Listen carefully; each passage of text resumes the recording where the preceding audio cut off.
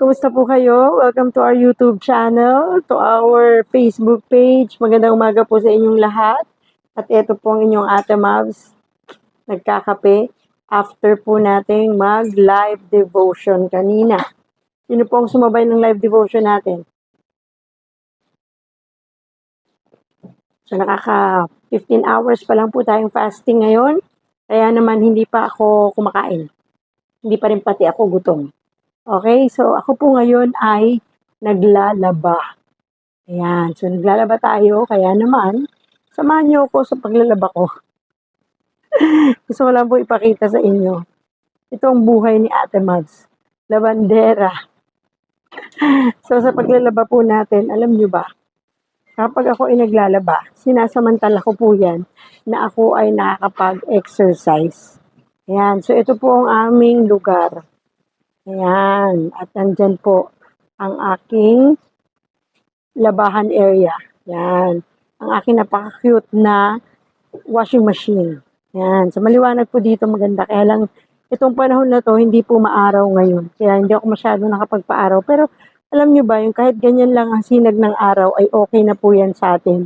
Magpa-araw pa din tayo kasi yan po ay nakakatulong pa din sa atin para po sa melatonin natin, sa hormones na yan na makakatulong sa ating magandang pagtulog sa gabi. Okay? So, ayan. So, ito po ang aming kapaligiran. At yung kapitbahay namin, napakasipag pong magtanim. Ayan. So, ito po ako ngayon naglalaba. Pero alam nyo ba, na tinitake advantage ko yan. Itong akin pong washing machine. Nung ako po nagsisimula pa lang na nagpapagaling sa akin pong stroke. At alam nyo ba, nung ako hindi pa nakakapag-squat ng walang hawak, habang hinihintay ko umiikot yung washing machine ko, ganito po ang aking ginagawa para makapag-squat ako.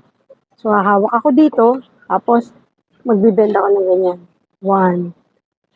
Yan. So, kung hindi pa kaya, na masyado mababa, okay lang naman din yan, lalo na kung mga bagong kakastroke pa lang ninyo. So, katulad ko po na medyo matagal na ako na lagi ko na itong ginagawa, kahit walang hawak, kaya na. Diba? Pero pagka po hindi nyo pa talaga kaya, humawak kayo dyan. Gawin nyo pong ano to, kasi syempre puno siya, hindi siya magagalaw. So, matibay, siya, matatag. Kaya makakapag-bend kayo ng maayos. Yan. Kung ano lang po yung kaya, huwag yung pilitin na masyado mababa.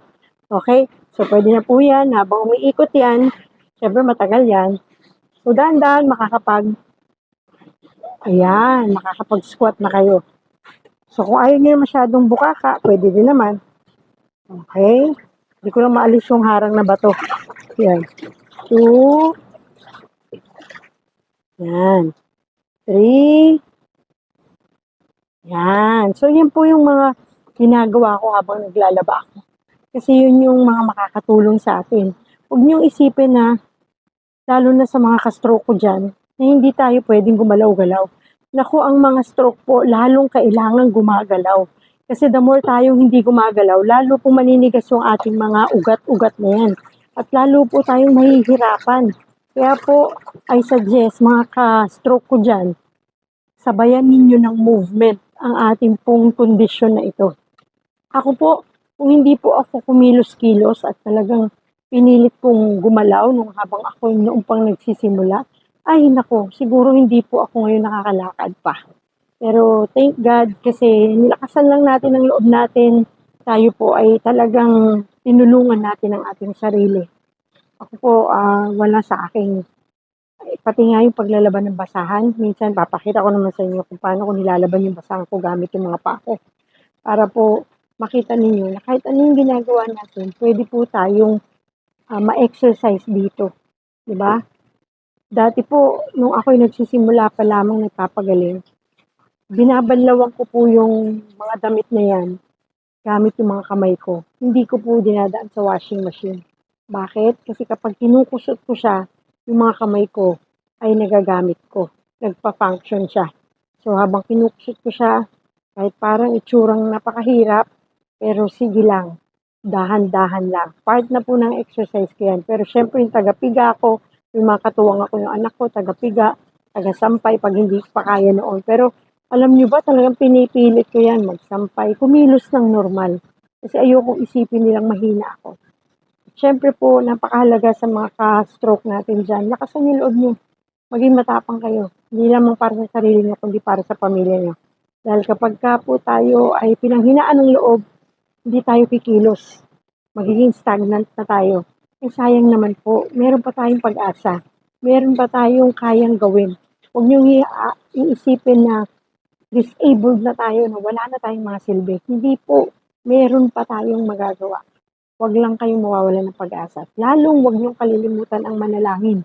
Dahil yung pong pananalangin, ang isang bagay na napakalaking maitutulong sa atin para lalo tayong tumapang at lalo tayong maging matatag at lalo tayong magkaroon ng lakas ng loob na lumaban sa buhay na ito. So yun lang po ang gusto kong i-share sa inyo ngayon, and asahan niyo po na pilitin natin na araw-araw, every other day, makapag-share tayo ng video na kung saan ay makakatulong po sa aking mga ka-stroke dyan, ay na para tayo ay magtagumpay sa ating pong kondisyon na ito. So, God bless po sa inyong lahat, at nawa po ay mag-follow at mag-subscribe kayo dito sa ating YouTube channel para po lagi tayong magkakwentuhan at baka may maitulong ako kahit papano sa inyo ng mga katulad ko din na isang stroke survivor. God bless po, and always remember, God loves you.